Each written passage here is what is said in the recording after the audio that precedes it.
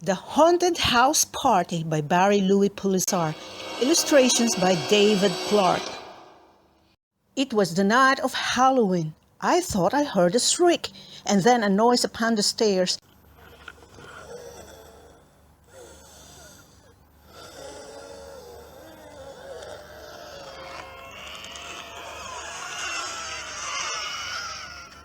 I heard the floorboards creak, as if a ghost were in the house and coming very near. I feared a weird and scary hairy creature would appear. My mom and dad had both gone out, nobody else was home, and I'd spent half the afternoon just talking on the phone, inviting friends and making plans. I knew they'd soon be here. I was alone. Or maybe not. My heart was full of fear. I heard a noise. The doorway shook. I hardly breathed at all.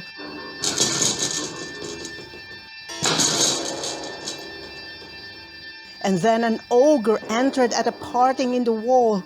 He stomped his feet, he paced the floor, his finger poked the air. Repeatedly he said to me, "Beware, young man, beware. I know it's Halloween," he said, "and I've heard talk tonight that you will have a party. Those you did not invite will bring you trouble. You will see. I've warned you to beware." He spun 3 times and disappeared, left no trace anywhere. Just like that, what did he mean? Oh, what was I to do? My party was about to start and all my guests were due. Who did he mean? How would I know? Each one would wear a mask. How could I tell just who was who? I'd be afraid to ask. Then suddenly I heard a knock and a howling, wailing sound.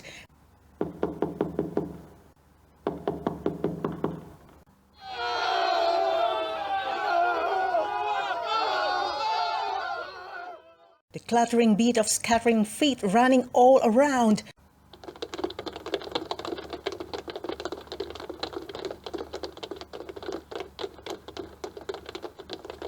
I heard a rattle, then a cluck. Was this some sort of joke? A dozen skeletons came in. They rattled as they spoke.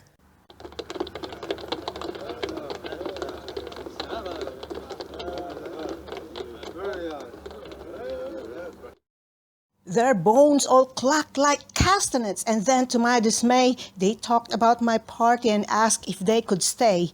I barely had a chance to speak when just beyond my reach, I saw an eerie spirit wave, a ghostly hand and screech. The doorbell started ringing. In came all sorts of ghouls mixed in with kids I recognized and friends I knew from school, but not all looked familiar. Some didn't use the door. There were a few who I was sure I'd never seen before. The lights went out. I heard a shout. Then something grabbed my arm. I screamed and heard a voice reply. "There's no need for alarm. It's only me," Rebecca said as she took off her disguise. "I didn't mean to scare you, so let me apologize." "I'd like to play a game," she said. "It's really lots of fun. Everybody gather round. I'll tell you how it's done. Because it's Halloween, we all should act the way we're dressed. And afterwards, we'll take a vote on which of us was best." I interrupted her to say, "I think we should play darts. Let's bob for apples or play chess, gin, rummy, poker, hearts.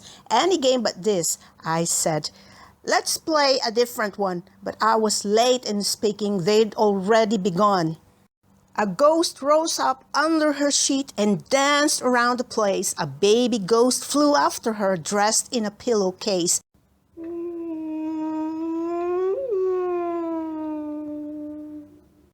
Although they danced politely, their friends were very rude. In fact, 2 ghosts took off their sheets and flew completely nude.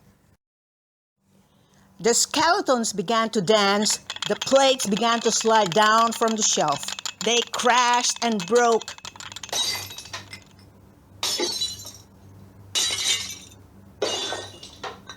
I sat right down and cried.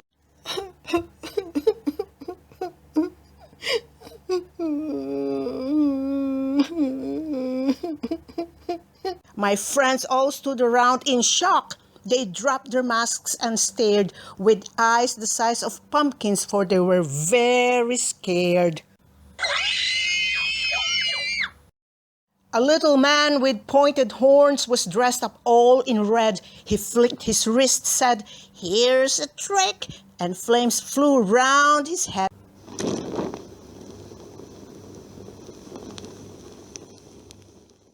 The fire burned around him. He controlled it with his hand.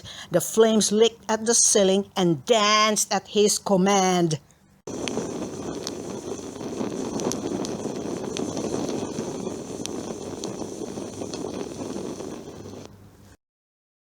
A grizzly witch then shouted out, "You want to see some tricks? Watch this," she said, and as she spoke, my mother's candlesticks flew through the air, then up the stair and back down through the door.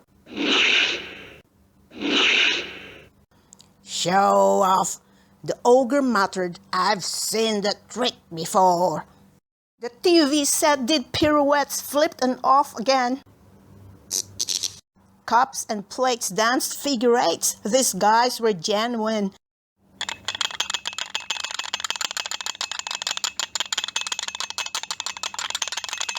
Doorknobs spoke, light bulbs smoked. The house began to move.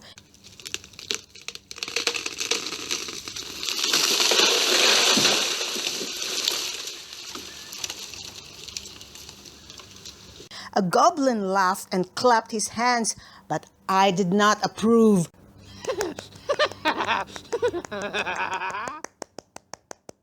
A noise came from the upstairs hall. I heard the bookshelves fall.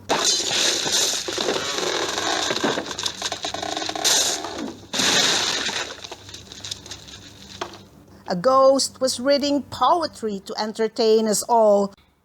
Could you please help me find my dolly? I lost her, and I really want her back. So please help me.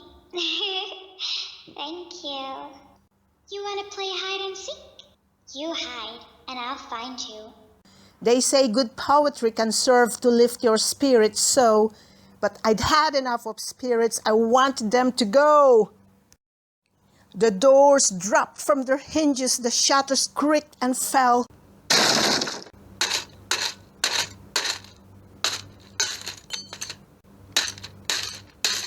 A sneaker burned inside my room. It made an awful smell. The sofa had been ripped apart. The drapes were all in shreds.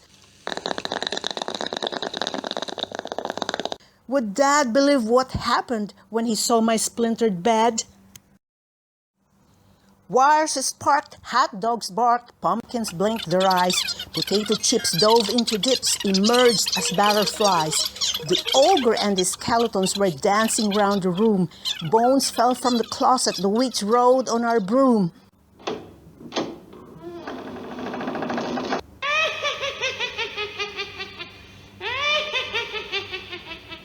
The house was swaying back and forth. Its window pane was shattered.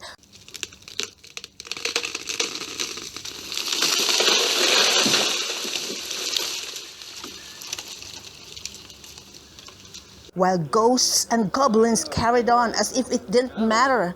I stomped my foot and shouted out as I saw the curtains drop, "This is my house and party. These are my friends. Now stop!"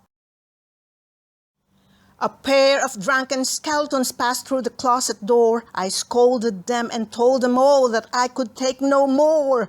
"There's no excuse for what you've done. It's time to stop this stuff. You've wrecked my house and party and haunted me enough." Trash was scattered everywhere. The wind blew through the door.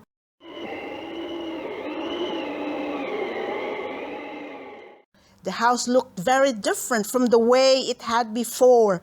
I knew that any minute now my parents would appear. There was no way I could explain just what had happened here. Then Michael grabbed the witch's broom and quickly swept the floor. He said, "I'll help you clean this mess. They won't make any more."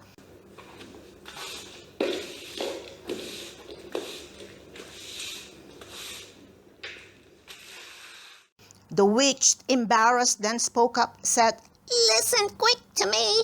With all these hands, we'll make this house the way it used to be." She waved her hand, and with a flash, the pots and pans returned back to the shelves from where they fell. She said, "Don't be concerned. My bed was fixed, the books put back, the dishes all were done." The drapes were quickly mended by a busy skeleton. A goblin hung the shutters up and straightened out the shelves. A ghost baked ginger cookies and told us, "Help yourselves."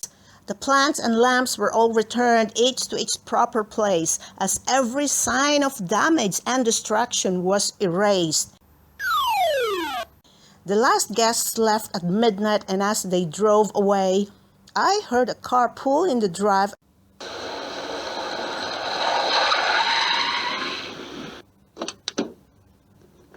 and heard my father say, "Hello, we're home. How did it go? Looks like you managed fine." "I'm tired," I said, yawning. Oh, what an exciting time. We talked a bit, then said goodnight, and I went up to bed. I heard my mother talking. "He's growing up," she said. "The whole house is so neat and clean," Dad said in disbelief. And I could sense within his voice a feeling of relief.